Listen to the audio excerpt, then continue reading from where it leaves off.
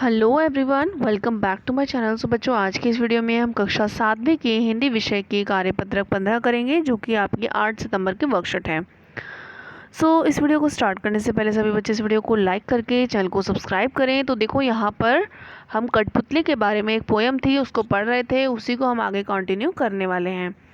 तो देखो यहाँ पर क्या लिखा है कि सुनकर बोली और कठपुतलियाँ कि हाँ, बहुत दिन हुए हमें अपने मन के छंद छुए, मगर पहली कठपुतली सोचने लगी ये कैसी इच्छा मेरे मन में जागी। यानी कि कठपुतली जो है वो क्या होती है, धागों से बंधी हुई होती है और डांस करती है। ठीक है, तो उसके मन में क्या इच्छा जागी थी कि वो उसके धागे जो हैं वो टूट हटा दिए जाएं, ठीक है, तोड़ दिए जाएं और उसको एकदम स्वतंत्र कर दिया जाए। ठीक है, तो उसने अपनी इच्छा जाहिर की थी, जिस वजह से और कठपुतलियाँ जो है उनके मन में भी ये जो है इच्छा जागी कि उनको भी ऐसे ही करना चाहिए। ठीक है, तो फिर वापस से पहली कठपुतली जो होती है वो सोचने लगती है कि ये कैसी इच्छा मेरे मन में जागी। तो देखो प्यारे बच्चों, ये जो कविता है ये श्री भगवती प्रसाद मिश्र जी ने लिखी है। ठीक है, और इसमें उन्होंने क्या दिया, इन्होंने क्या बताया, एक कठपुतली की मनोदशा का उन्होंने चित्रण किया है। और वो कवि कहते हैं कि कठपुतली बंधे होने के कारण दुखी है और विद्रोह करती है, जिससे अन्य कठपुतलियाँ भी विद्रोह करने लग जाती हैं। ठीक है, तो ये जो हमने पोयम पढ़ी, इसका भावार्थ क्या निकलता है कि पहली कठपुतली की बात सुनकर बाकी जो कठपुतलियाँ होती हैं वो भी विद्रोह करने लग जाती हैं और कहने लगती हैं कि बहुत दिन हुए हमें अपनी मर्जी की, हम दूसरे के इशारों पर नाचकर थक गई हैं। अब यह सब सुनकर पहली कठपुतली सोचने लगती है कि ये कैसी इच्छा मेरे मन में जगी। इसके ऊपर तो अब अन्य कठपुतलियाँ की भी जिम्मेदारी आ गई है ना। अब इसी कठपुतली के ऊपर सारी कठपुतलियों की जिम्मेदारी आ जाती है, क्योंकि इसी के मन में इच्छा जागी थी। अब देखो, नीचे से कुछ प्रश्नों के उत्तर देकर जानना है कि हमने क्या सीखा। ठीक है, तो चलो पहला प्रश्न करते हैं। इसमें पूछा गया है कि पहली कठपुतली की बात सुनकर बाकी कठपुतलियों ने क्या कहा। तो पहली कठपुतली की बात सुनकर बाकी जो सभी कठपुतलियां हैं वो पहली कठपुतली के स्वतंत्र होने की बात का समर्थन करती हैं। ठीक है, दूसरा प्रश्न देखो कि पहली कठपुतली की बात दूसरी कठपुतलियों को पढ़कर क्यों अच्छी लगी।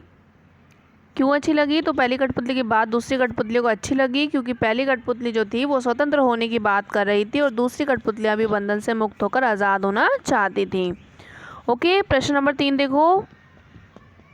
प्रश्न नंबर 3 में आपसे बोला है कि दूसरी कठपुतलियों की बात सुनकर पहली कठपुतलियां क्या सोचने लगी। तो इसमें आप लिखेंगे कि पहली कठपुतली ने अपनी इच्छा तो व्यक्त कर दी कि मुझे स्वतंत्र होना है, लेकिन बाद में उसे अपनी जिम्मेदारी महसूस होती है कि स्वतंत्र होने की क्षमता उसमें नहीं है। अकेले स्वतंत्र होना एक अलग बात है और दूसरों को भी स्वतंत्र करवाना ये एक अलग बात है।